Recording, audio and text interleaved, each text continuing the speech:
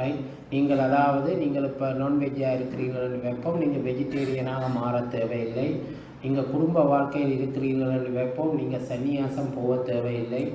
Right. குடும்ப அங்கத்தவர்களுடன் இருந்து குடும்ப சூழலிலேயே எல்லாரும் செய்யக்கூடிய ஒரே ஒரு உன்னதமான யோகம் கிரியா யோகம். ரைட். என்றபடியாக நீங்கள் உங்களுடைய வாழ்க்கை முறைகளை மாற்றாமலே இந்த கிரியா யோகத்தை 30 நிமிடங்கள் ஒரு நாளில் பயிற்சி செய்வீர்களாக இருந்தால் அதி உயர்ந்த ஸ்தானமான ஆன்ம ஈடேற்றத்தை அடையலாம் என்பதுதான் பாபாஜியின் கருத்து. அதற்குரிய முறையில்தான் இந்த உடல் உரைகளுக்குரிய பயிற்சிகளை அவர் வகுத்துள்ளார்.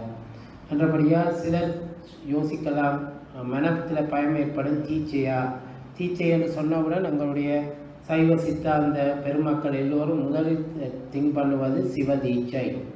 இது சிவ தீட்சை அல்ல, இது யோகா தீட்சை. யோகா தீட்சையில் நீங்கள் நான்வெஜ்ஜாக இருந்து கொண்டும் யோகா செய்யலாம், குடும்ப வாழ்க்கையில் இருந்து கொண்டும் யோகா செய்யலாம்.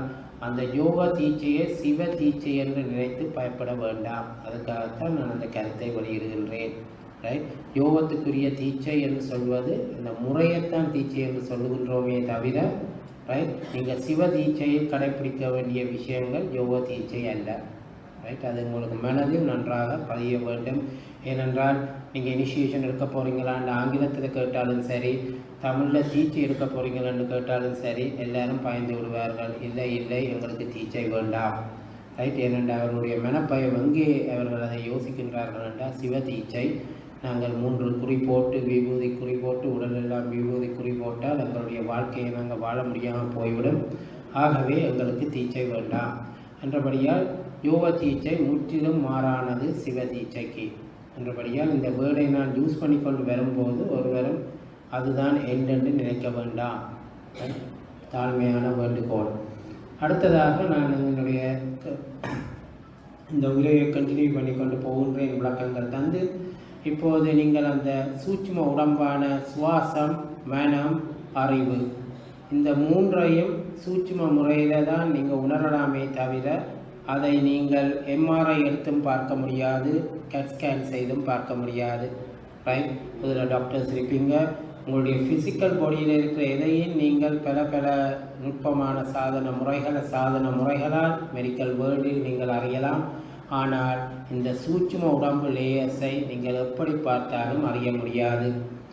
இது இருக்கும் அந்த அந்த கிரிட்டிக்கலான விஷயம் என்னவென்றால், அதாவது சில வருத்தங்கள் உங்களுடைய உடலுக்கு வரும்போது எல்லா வருத்தத்தையும் 100% மெடிக்கல் வேர்ல்டு, அதாவது மெடிக்கல் வேர்ல்டில் உங்களுக்கு குணப்படுத்த முடியாத வருத்தங்கள் கூட இருக்கின்றது. அந்த நேரத்தில் டாக்டர்கள் எங்களுக்கு சொல்வது எங்களால் இதை குணப்படுத்த முடியாது என்று. எல்லா வருத்தத்தையும் நான் சொல்லவில்லை, சில வருத்தங்கள். அது என்னத்துக்காக நான் அதை சொல்லுகின்றேன் என்றால், வைத்தியத்திற்கு எகெயின்ஸ்ட் அல்ல, அது அந்த நோய்க்குரிய ரூட் கோஸ் என்று சொல்லுவோம். அந்த ஆரம்பமான அந்த நோய் எங்கே இருக்கின்றது என்றால் இந்த சூட்சுமமான உடல்களில் இருக்கின்றது. அதாவது சுவாசத்தில் இருக்கின்றது, தியான உடம்பில் இருக்கின்றது, அல்லது அறை உடம்பில் இருக்கின்றது.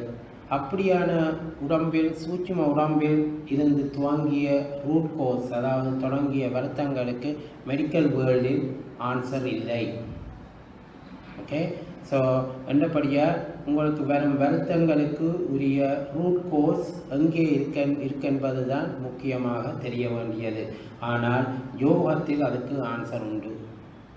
ரைட். நீங்கள் இந்த யோக பயிற்சிகளை அந்த எல்லா உடல் உரைகளுக்கும் செய்து கொண்டு வரும்போது அப்படியான சில விஷயங்களை ரைட் யோக ஹீலிங் என்று சொல்லுவோம், யோக தீட்சை மூலம் தீர்க்க முடியும். ரைட். என்னுடைய குருவான மிஸ்டர் சுவாமி ராம் என்று சொல்லப்படும் ராமநாதன் அவர்களும், எங்களுடைய ஆறுமுகம் ஐயாவின் குருவான ராமநாதன் அவர்களும், என்னுடைய குருவும் ஆறுமுகம் ஐயாண்ட குருவும் ஒரே குரு தான். அவர் இந்த யோக தீட்சை முறையில், உலகளாவிய முறையில் அவர் அதில் பிரசித்தி பெற்று விளங்கினார். நீங்கள் பலர் அவரை சந்திச்சிருக்கலாம் ஆறுமுகம் ஐயாவுடைய சங்கத்தில். அவர் உலகத்திற்கு காட்டிய வித்தை என்னவென்றால், கிரியா யோகா வித்தை. எந்த நோய்களாக இருந்தாலும் அவர்களால் குணப்படுத்த முடியும். யோக தீட்சை மூலம். அதாவது டாக்டர்களால் கைவிடப்பட்ட நோய்கள், அது கேன்சராக இருக்கலாம், ரைட்? ஏன்னா கேன்சருக்கெல்லாம் க்யூரிங் இருக்குது, ஆனால் not necessary that's keyword, right? So எந்த நோய்களாக இருந்தாலும் அவர் அதை ஒரு சவாலாக எடுத்து யோக தீட்சை மூலம், யோக ஹீலிங் என்று சொல்லுவோம், பல உயிர்களை இந்த உலகத்தில் காப்பாற்றி இருக்கின்றார் அவருடைய வாழ்க்கையில், ரைட்? அது ஆறுமுகம் ஐயாவுக்கும் தெரியும், எனக்கும் தெரியும், பல மக்களுக்கும் தெரியும், ரைட்? அதில் நான் சொல்ல போகிற பாயிண்ட் இங்கே என்னென்றால், ரைட், அது ரூட் கோஸ் ஃப்ரம் சூட்சும பாடி, அதாவது சப்டல் பாடி ஆங்கிலத்தில், ரைட்? சூட்சும உடம்பில் இருக்கும் நோய்கள். அந்த நோய்களுக்கு ஆன்சர் யோகம் ஒன்றே தவிர டாக்டர்கள் அல்ல, ரைட்? அப்போ அந்த முறைப்படி பார்த்தீர்கள் என்றால் கூடி இந்த யோக பயிற்சியில், பாபாஜியின் கிரியா யோக பயிற்சியில் உங்களுக்கு எவ்வளவு நன்மைகள் இருக்கின்றதை நீங்கள் கொஞ்சம் புரிந்து கொள்ள வேண்டும். அப்போ அந்த 3 பயிற்சிகளையும் நான் சொல்லிட்டு, நீங்கள் தீட்ச முறையில் பழக விரும்பினால் பழகலாம். அதை நீங்கள் எங்கள் சங்க தலைவர் தலைவி மூலம் அதை எனக்கு அறிவித்தால் நான் வரும்போது உங்களுக்கு அந்த தீட்சையை தருவேன். இந்த முறை வரும்போது கூடி 18 பேர் அந்த தீட்சை எடுத்திருக்கிறாங்க என்றபடியால் அது உங்களுடைய விருப்பம். அது சூட்சும உடலுக்குரிய பயிற்சி, ரைட்? ஆனால் இந்த சூட்சும உடலுக்குரிய பயிற்சிகளை நீங்கள் செய்து கொண்டு போகும்போது ஒரு நாளைக்கு நீங்கள் உங்களுடைய வாழ்க்கையில் உங்களுடைய இந்த பயிற்சிக்கு கொடுக்க வேண்டிய நேரம் 30 நிமிடம், ரைட்? அந்த 30 நிமிடத்தை 24 மணித்தியாலத்தில் நீங்கள் ஒதுக்குவீர்களாக இருந்தால் உங்களுக்கு பல சக்திகள் உங்களுடைய உடலுக்கு கிடைக்கும். அதை நான் ஒவ்வொன்றாக விளங்கப்படுத்துகின்றேன். இப்போது இந்த பயிற்சியை நீங்கள் செய்வதற்குரிய அட்வான்டேஜஸ் சொல்லுகின்றேன். ஏன் நீங்கள் இந்த பயிற்சியில் ஈடுபட வேண்டும், ரைட்? அதாவது தேக பயிற்சி உங்களுக்கு தெரியும் ஏன் ஈடுபட வேண்டும் என்று நான் அதற்குரிய பயன்களை சொல்லிவிட்டேன். இந்த சூட்சும தேகத்துக்கான பயிற்சிகளில் நீங்கள் ஏன் ஈடுபட வேண்டும், ரைட்? அதுக்கு நான் முதலாவது ஆன்ம தத்துவத்தை உங்களுக்கு விளங்கப்படுத்துகின்றேன், ரைட்? அது சித்தர்களால் கொடுக்கப்பட்டிருக்கின்றது. திருமந்திரம் பல பல நூல்களில் அது குறிக்கப்பட்டிருக்கின்றது. பலருக்கு அது தெரிந்திருக்கும். இருப்பினும் நான் அதை திரும்ப சொல்லுகின்றேன். இந்த ஆன்மா என்று சொல்வது என்னவென்றால் ஜீவாத்மா. இதில் வீட்டிற்கும் எல்லோர்களிடமும் உங்களுடைய ஆன்ம உடம்பில் உங்களுடைய ஆன்மா குண்டலினி சக்தி என்று சொல்லப்படும் உங்களுடைய முதுகெலும்பின் அடியில் வீட்டிருக்கின்றது. இந்த ஆன்மாவுக்கு பெயர் ஜீவாத்மா. இந்த ஆத்மா எல்லாம் பரமாத்மாவில் இருந்து பிரிந்து வந்த துவார்கள். இதில் ஒரு மிஸ்கன்செப்ஷன் ஒன்று இருக்குது. புத்தக ரைட்டிங்கிலையும் இருக்கலாம், சொல்லும் முறைகளிலும் இருக்கலாம். எல்லோரும் சொல்லுவார்கள் நார்மல் கன்செப்டில் ஆத்மா என்று சொல்வது கடவுளால் உருவாக்கப்பட்டது. அதாவது கடவுள் எங்களை படைத்திருக்கின்றார். அந்த வேர்ட் இஸ் லிட்டில் ராங். அந்த சொல்லு சிறிய பிழையுள்ள சொல்லு. அதாவது கடவுள் எங்களை படைக்கவில்லை. அதன் உண்மை கருத்து என்னென்றால் சைவ சித்தாந்தத்தின்படி நாங்கள் கடவுளின் ஒரு பகுதி, right? we are part of the God, not created by the God.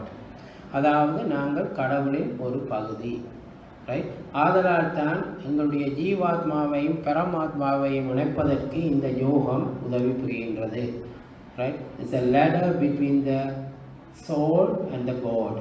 அதாவது உங்களுடைய ஜீவாத்மாவையும் பரமாத்மாவையும் இணைக்கும் ஏணிதான் யோகம்.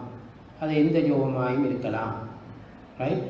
அப்போ நீங்கள் இந்த யோகம்தான் ஏணி என்று கண்டுபிடித்து விட்டு அதை ஒத்துக்கொள்வீர்களாக இருந்தால் எல்லா உயிர்களுக்கும், அதாவது எல்லா ஆன்மாக்கும் இந்த யோகம் என்பது முக்கியமாக தேவையான ஒன்று.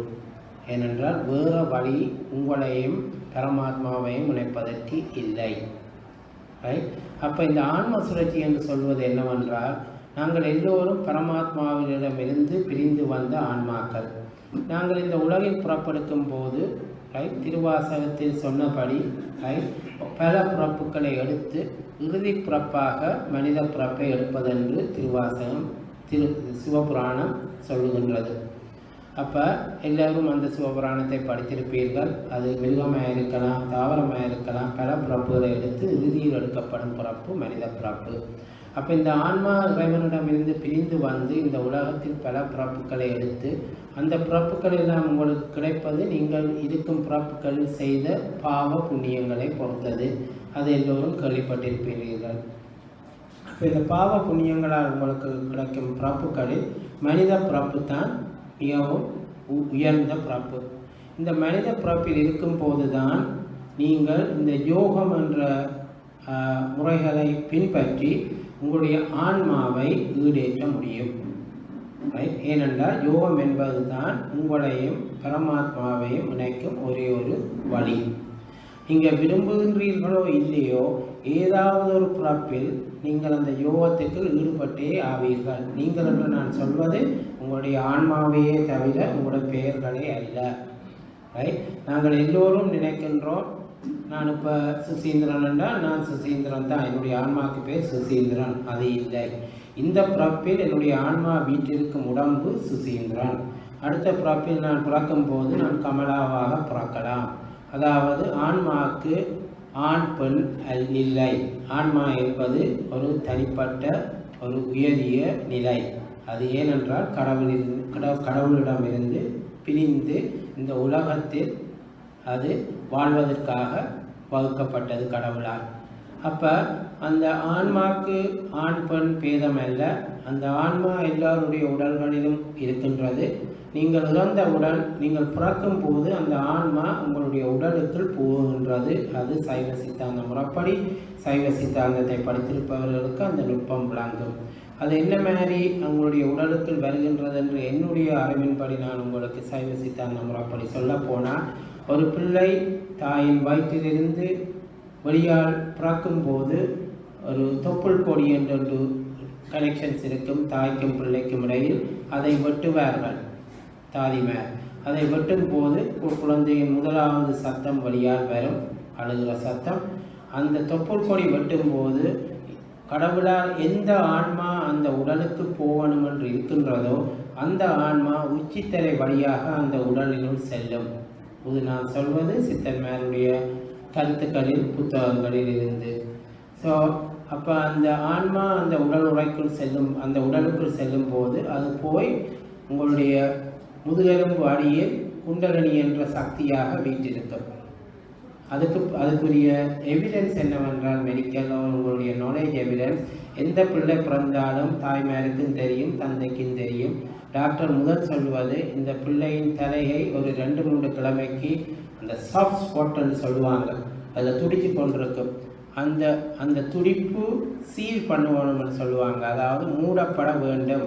அது வரைக்கும் உச்சியில் ஒரு ஒரு ஒரு அசம்பாவிதமும் நடக்காத மாதிரி நீங்கள் அந்த உச்சியை பாதுகாக்க வேண்டும் என்று எல்லா தாய்மார்களுக்கும் சொல்வார்கள். அதே தாய்மார்களாக தகப்பனா எந்த பிறந்த குழந்தை இந்த உச்சித்தலையை பார்த்தீங்கள் என்றாலும் அது துடிச்சு கொண்டிருக்கும். சரிதானே? ஸோ அப்போ இந்த ஆன்மா உடலுக்கு என்டர் பண்ணுவது உச்சித்தலையினால், இருப்பது முதுகெலும்பின் அடியில் குண்டலினி சக்தியாக. நீங்கள் இறக்கும் போது என்ன நடக்கின்றது என்றால், உங்களுடைய உடலில் இருக்கும் 9 துவாரங்கள், 2 கண், 2 காது, 2 மூக்கு, 1 வாய், 7 உங்களுடைய சலம் மலம். இந்த 9 துவாரத்தில் ஏதாவது ஒரு துவாரத்தின் ஊடாக உங்களுடைய ஆன்மா வெளியேறுகின்றது. நீங்கள் இறக்கும் போது, அதாவது உங்களுடைய சுவாசம் நின்று போகும்போது நீங்கள் இறந்து விட்டீர்கள் என்று எல்லோரும் சொல்வார்கள். அந்த கணத்திலேயே இந்த ஆன்மா உங்களுடைய உடலை விட்டு வலிக்கிட்டு போகின்றது. நான் கதைப்பதெல்லாம் சைவ சித்தாந்தம். இந்த ஆன்மா வலிக்கிட்டு போய் கரணிய லோகம் என்று ஒன்று இருக்கின்றது. அங்கு 48 நாட்கள் அந்த லோகத்தில் வாழ்ந்து தன்னுடைய கடைசி பிறப்பில், அதாவது அந்த இறந்த பிறப்பில் தான் செய்த பாவ புண்ணியங்களை அனுபவித்து மீண்டும் இந்த உலகத்தில் இன்னொரு பிறப்பெடுக்கின்றது. இதுதான் ஆன்ம சுழற்சி. அப்போ இந்த பிறப்பு என்ன மாதிரி கடவுளிலிருந்து உருவாக்கப்பட்டது, எப்போது கடவுளிடம் சென்று அடையலாம் என்றெல்லாம் விளங்கப்படுத்தி இருக்கின்றேன். இந்த கடவுளிடம் சென்று அடைவதற்குரிய ஒரே ஒரு வழிதான் யோகம். அப்போ நீங்கள் இந்த பிறப்பில் இந்த யோகத்தை செய்தாலும் சரி, அல்லது இன்னும் 2 பிறப்புக்கு பிறகு மனித பிறப்பில் செய்தாலும் சரி, அது உங்களுடைய கர்மான்னு சொல்லலாம், அல்லது உங்களுடைய எலூஷன், மாயை என்று சொல்லலாம். அதுக்குரிய காரணம் என்னவென்றால், உங்களுக்கு அந்த யோகத்தில் விருப்பம் இருந்தால் இந்த பிறப்பில் செய்வீர்கள், இல்லாட்டி இந்த பிறப்பில் நீங்கள் சாதாரண மனிதர்களாக வாழ்ந்து சாப்பிட்டு அனுபவித்து இறந்து இன்னொரு பிறப்பை எடுப்பீர்கள். ஆனால் இதில் இருக்கும் எல்லா ஆன்மாக்களுக்கும் என்ன தெரிய வேண்டும் என்றால், ஏதாவது ஒரு பிறப்பில் நீங்கள் யோகத்திற்குள் போய் அந்த யோக முறைப்படி தான் உங்களுடைய ஆன்மாவை ஈடேற்ற முடியும். அதுக்கு நீங்கள் 10 பிறப்பும் எடுக்கலாம், 1 பிறப்பும் எடுக்கலாம், 100 பிறப்பும் எடுக்கலாம். அது உங்களுடைய ஆன்மா தன்மையை பொறுத்தது. ரைட், அதை நீங்கள் புரிந்து கொள்ள வேண்டும். இப்போ இதில் இருக்கிற முக்கியமான நிகழ்வு என்னவென்றால், இந்த ஆன்மா ஈடேற வேண்டுமென்றதை எல்லோரும் ஒத்துக்கொள்வீர்கள் என்று நினைக்கின்றேன். இந்த தியரியை அது எந்த பிறப்பிலாவது நடக்கலாம்.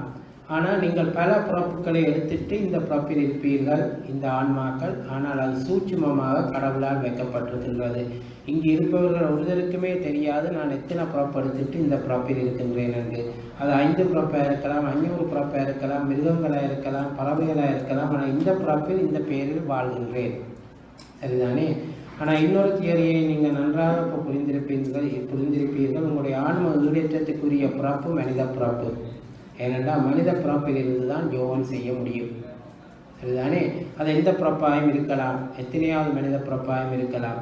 ஆனால் இதில் முக்கியமானதை நீங்கள் என்ன அறிந்து கொள்ள வேண்டும் என்றால், ரைட், உங்களுடைய வாழ்க்கையில் நீங்கள் உங்களுடைய வாழ்க்கையை நடத்தி முடித்து கொண்டிருக்கின்றீர்கள். கிருஷ்ணர் பகவத்கீதையில் சொல்கின்றால், நீ எதை கொண்டு வந்தாய் கொண்டு போவதற்கு. ரைட், நீங்கள் கொஞ்சம் சற்று இருந்து யோசித்து பார்த்தால் உங்களுடன் உங்களுடைய தகப்பனா, தாயா, மனைவியா, பிள்ளைகளா, நண்பர்களா ஒருவரும் இறந்த பின் வரப்போவதில்லை. அத்துடன் பணமாக இருக்கலாம், பொருளாக இருக்கலாம், ஒன்றும் உங்களால் இந்த உலகத்திலிருந்து எடுத்து செல்ல முடியாது என்பது எல்லோருக்கும் நியதியாக தெரிஞ்ச ஒரு விஷயம். ஆனால் இந்த பொருள் ஈட்டுவதிலேயும் குடும்பங்களோடையும் இருந்து வாழ்ந்து அப்படியான வாழ்க்கையை வாழ்ந்து தான் முடிக்கணும் என்றால் நீங்கள் வாழ்ந்து முடிக்கலாம். ஆனால் இன்றைக்கு ஒரு தகவலை நான் உங்களுக்கு சொல்லுகின்றேன். உங்களால் இந்த உலகத்திலிருந்து நீங்கள் இறக்கும் போது கொண்டு போகக்கூடிய ஒரே ஒரு விஷயம் இந்த சூட்சும உடம்பு 3 சொன்னேன் தானே. இந்த 3க்கும் நீங்கள் இந்த தீட்சையில் எடுக்கும் பயிற்சியை தொடர்ந்து செய்து கொண்டு தொடர தேவையில்லை. செய்து கொண்டு போவீர்களா இருந்தால் அந்த பயிற்சியில் நீங்கள் செலவிட்ட நேரம் முழுத்தலும் அடுத்த பிறப்புக்கு உங்களுடைய ஆன்மாவுடன் செல்லும். அது உறுதி. அது சைவ சித்தாந்தத்தில் சித்தர்மார்களால் சூட்சுமமாக சொல்லப்பட்டிருக்கின்றது. அப்போது நீங்கள் இந்த பிறப்பில் இவ்வளவு நாளும் எப்படியாக நீங்கள் வாழ்ந்திருந்தாலும் பரவாயில்லை. இனி உங்களுடன் இந்த அடுத்த பிறப்புக்கு செல்லக்கூடியது இந்த சூட்சும உடலுக்கு 3 உடலுக்குரிய பயிற்சி என்பதை நீங்கள் உணர்ந்து விட்டீர்களானால் இப்போது உங்களை கேள்வி கேட்டு பாருங்கள். உங்களுக்காக நீங்கள் இந்த உலகத்தில் இவ்வளவு நாளும் என்ன செய்தீர்கள்? நீங்கள் பொருள் ஈட்டியது உங்களோட குடும்பத்துக்கு. நீங்கள் வாழ்ந்தது உங்களுடைய சகோதரங்கள், சகோதரிகள், கணவன், மனைவி, தாய், தகப்பனுக்காக. இறந்து போவது என்பது நியதி.